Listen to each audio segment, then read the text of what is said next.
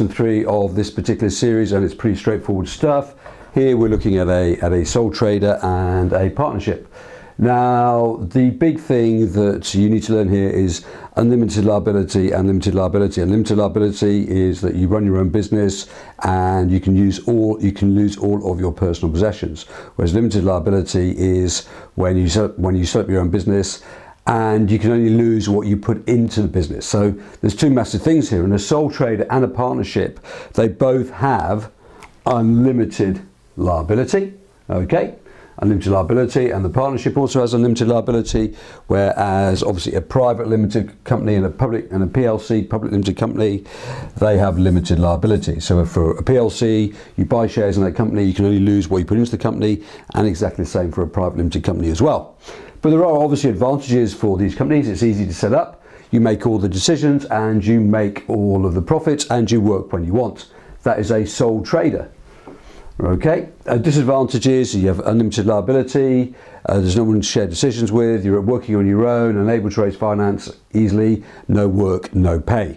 Okay, that's that one here. A partnership, you have advantages and disadvantages as well. The advantages of a partnership is obviously you can share decisions, you're working with other people, you have extra access to finance, you may have extra access to more experienced people in terms of the job.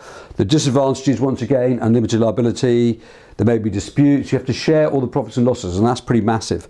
So you may have a partner who's not doing very much, but then you have to share, depending on if you both put in 50% of the money, then you've got to share 50% of the profits, and that can cause a lot of conflict from there. So the basic thing here is with the partnership and the sole trader is that you have unlimited liability. Okay, so this is here we're going to look at Superdry, and Superdry set up a very simple market stall initially. They started to sell clothes from there.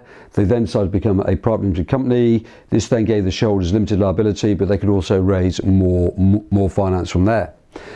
With those extra funds, they're able to purchase more space, so they purchased more retail space. They then got in touch with the House of Fraser, who started to sell their clothes, and this is probably the hardest bit that the business did. They started to devise their own brand of clothing. Now, once you create your own brand of clothing, right, then you have the opportunity of, that's the hardest thing that you have to do. And then they have the opportunity of going public, and that meant PLC. That meant they could sell their shares to anybody all over the world.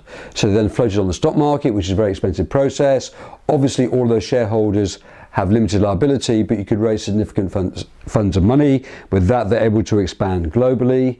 But now the shareholders want returns in a very, very fast-moving industry. So therefore, Superdry has to come up with new ideas all the time. It's got to continue to perform. Otherwise, the share price will fall, and then they can be taken over by something else. So this is the whole idea of how you create a business. Probably the hardest thing to do, obviously, is to go out there and build a brand in the first place. Thank you.